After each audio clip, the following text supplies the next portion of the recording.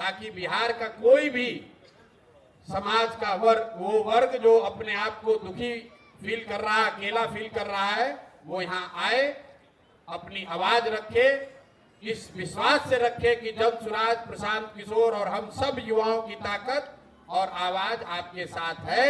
आपको व्यवस्था से डरने की जरूरत नहीं है, व्यवस्था में गलती और जाति करने वालों से डरने की जरूरत नहीं है। इस आश्रम को शुरू करने के पीछे एक संकल्प ये है कि आने वाले 8 हफ्तों में बिहार से 1 लाख युवाओं को, इसको याद रखिए, 1 लाख युवाओं को इस आश्रम में लाकर सत्याग्रह की ताकत और उसके द्वारा बिहार के समाज की चेतना को पुनर्जीवित करने के लिए ऐसे 1 लाख छात्रों को, युवाओं को यहां से प्रशिक्षित करेंगे ताकि वो जाएं और बिहार की समाज को जगाएं, उनको बताएं, समझाएं कि मेरे भाई, जातीय और धार्मिक उन्माद में पड़कर जब तक वोट देते रहोगे तब तक इसी तरह की असंवेदनशील व्यवस्था को आपको झेलना पड़ेगा।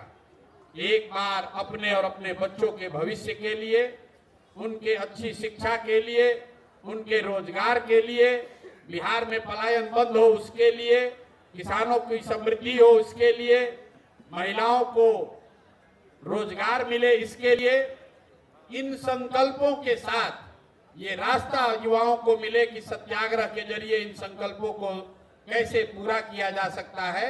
इसी उद्देश्य से अगले 8 हफ्ते कम से कम इस आश्रम में रहेंगे, परमानेंट रहेंगे और यहीं से उन युवाओं के साथ मिलकर उनको प्रशिक्षित करके पूरे बिहार के समाज को जगाने समझाने का प्रयास किया जाएगा। और इसी संकल्प को लेकर अब इस सत्याग्रह की यहाँ से शुरुआत कर रहे हैं। प्रशासन को, सरकार को कोई डरने की जरूरत नहीं है। ये जो सरकारी कामकाज में बाधा का कानून का इस्तेमाल करके लोगों का आवाज दबाया जा रहा है, उसके खिलाफ ये आवाज है।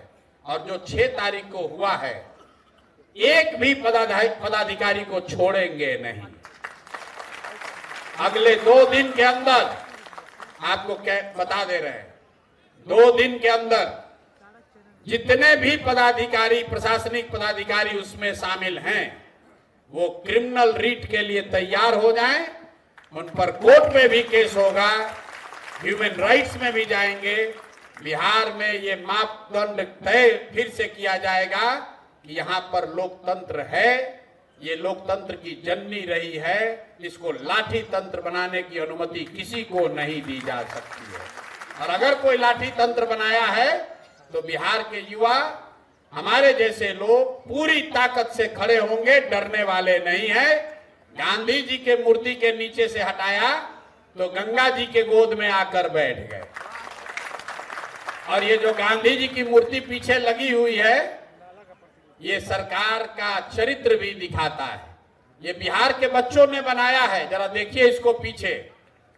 सरकार के और यहाँ के अपने आप को गांधी के फॉलोअर कहने वाले मुख्यमंत्री जी के कहने पर ये यहाँ के बिहार के कुछ बच्चों ने इस मूर्ति को बनाया है। और बनाने के बाद इस सरकार ने उन बच्चों को पैसा तक नहीं दिया, तो उन बच्चों ने इस मूर्ति को हम लोग को दिया। कितना बड़ा अन्याय हुआ है वो देखिए। गांधी की मूर्ति बनाने वालों के साथ इस व्यवस्था ने इतना बड़ा अन्याय किया है।